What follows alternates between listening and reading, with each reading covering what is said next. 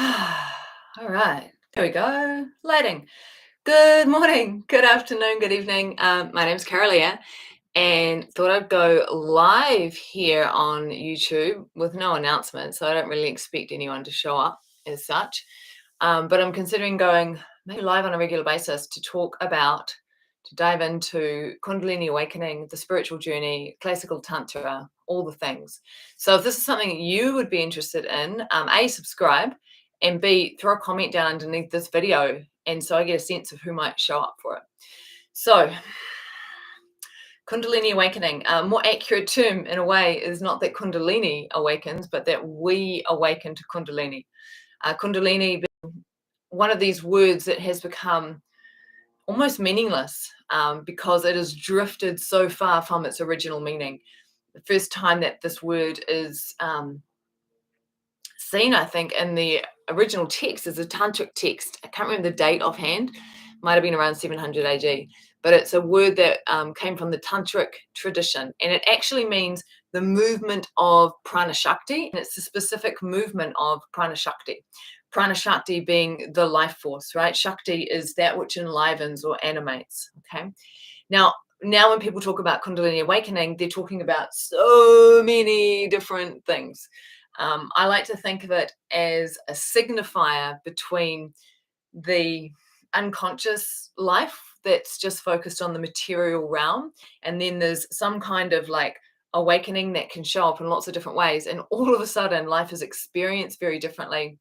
There can be all kinds of symptoms that show up, and things are just not the same as they were. So for me, there was an awakening to Kundalini that unfolded around 2000 was the first time it happened. And a major shift that occurred in 2004 actually went all the way into psychosis. And then since 2004, I have been practicing daily and integrating that. And I would say in my case, it did take me a long time to integrate, which is not to suggest that that is necessarily the case for everybody, because it's not, right? Everyone has their own individual journey per se. But I would say it was a good 12 years from 2004 until about 2016 when there was a sense of real ease overall, generally, that dropped back into life. So when Kundalini awakens, for everyone's in a different place. Everyone is often has a different spiritual path, or they don't even have a spiritual path at all. They might still be immersed in traditional religion. And so the experience that people have of this thing we call Kundalini awakening is so dependent on the person, and it is completely dependent on their conditioning, right? And that conditioning is personal conditioning, it's family conditioning, it's social, cultural conditioning, and then it's like the conditioning of being a human being. So all of that conditioning will determine how the experience of words, all of that will determine how the experience of Kundalini awakening reveals itself and shows up. What I've noticed in working with people over the past 7-10 years or so with Kundalini is that often there's a really strong focus on fixing, healing, resolving things. And there's often a really strong focus on getting back to normal. You know, I just want to get back to normal. I just want to get back to my old life. I just want to fix things. And I have to say, I have yet to have someone come to me, like sign up for a session or whatever, and go, oh my God, Kundalini's awakened. Tell me how to take advantage of this. Tell me how to ride this all the way to awakeness. I'm so ready to wake completely up. Now that hasn't happened yet. Hasn't happened yet. People tend to come to me and they're in distress, they're in pain, they're in discomfort, and they're like, oh my God, help me fix this shit. But this is the fundamental thing, is that that particular orientation to reality of wanting to fix things, of wanting to get back to normal, of wanting to manage, manipulate, or control the experience. That's actually what needs to be dissolved. That's what needs to be worked with. Because when we awaken to Kundalini, it is an invitation. It's an invitation to fall in love with life and to fall in love with the unique vantage point of consciousness that you are. And to recognize that this is so much about just allowing life to live through the being. Right, we had a question or a comment coming in here. I have felt so lonely. My whole life is falling apart. I know it's good for me, but oh my God, it's a hard process. Yeah.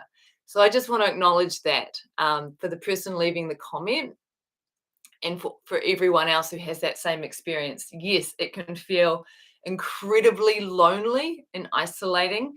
Yes, your whole life might fall. And yes, it is a hard process. All of this is true. And all of that, I'm just going to feel that for a moment.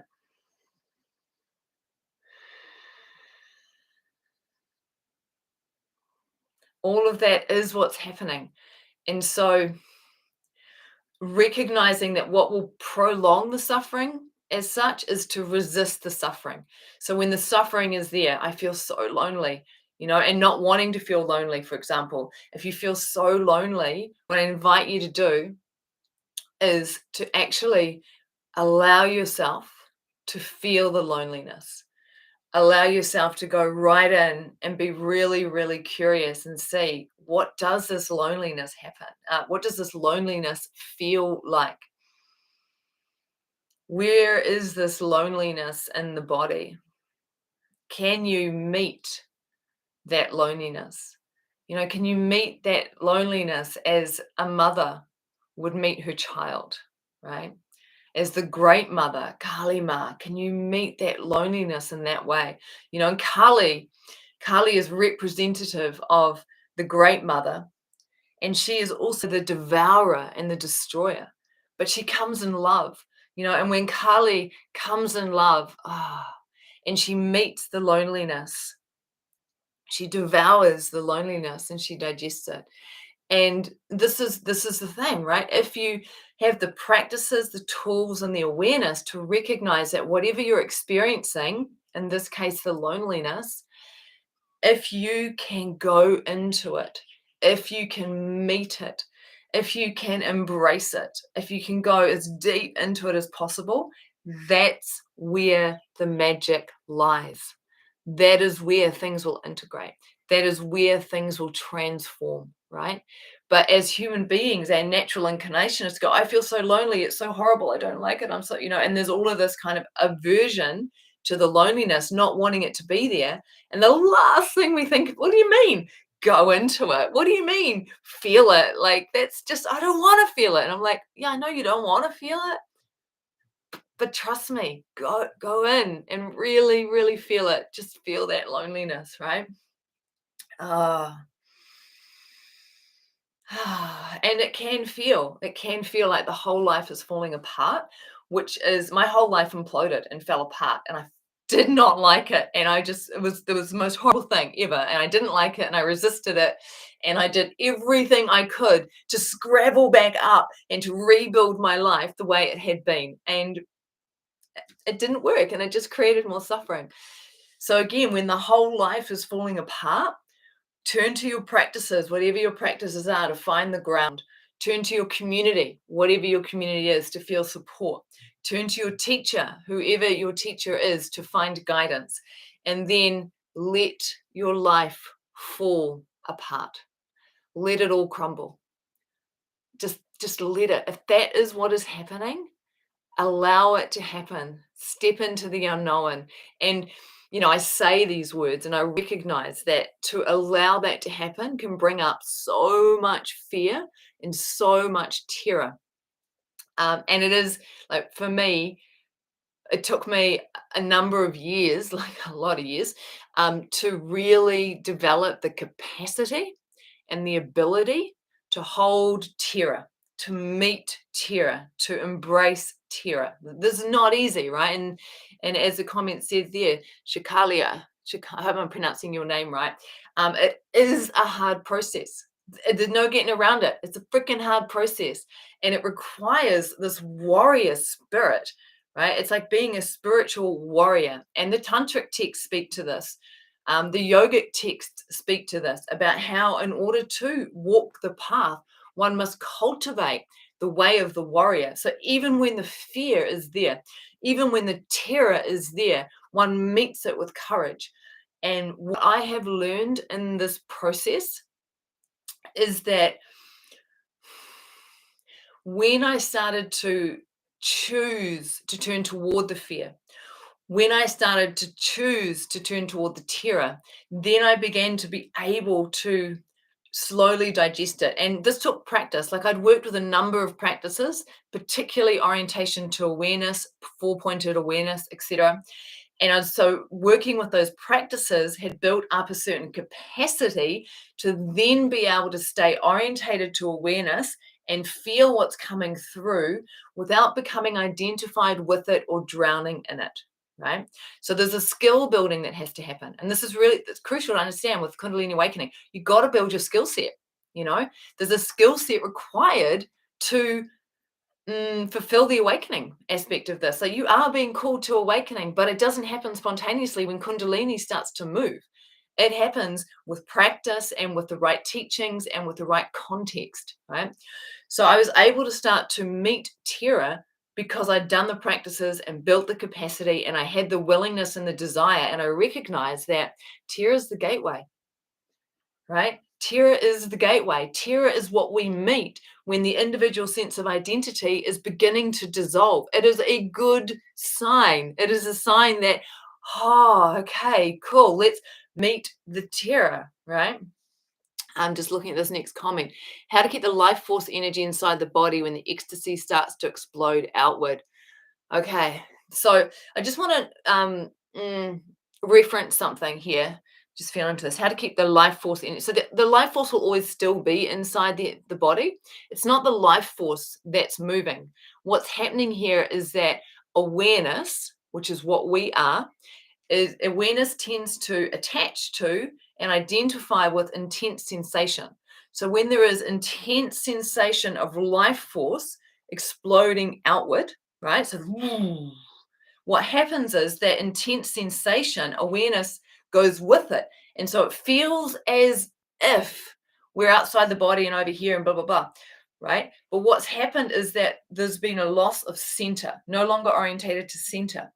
And so what is required in this particular is to have done practices, again, practice, to have done practices that support alignment to center, being able to rest in the center. And so, for example, there's a really powerful practice called the Golden Column practice.